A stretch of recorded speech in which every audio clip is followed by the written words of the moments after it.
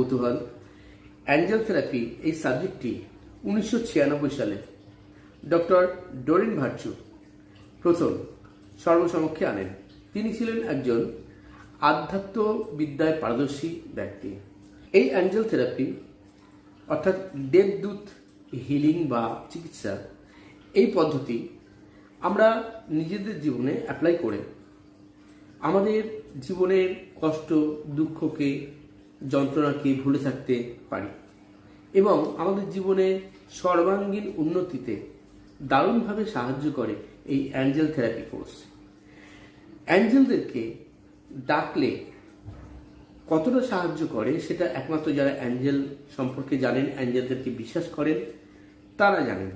Angel থেরাপিতে যে আধ্যাত্মিক চেতনার উন্মেষ হয় তা সবার সামনে বলে প্রকাশ করা যায় না। মানে ভিতরের যে অনুভূতি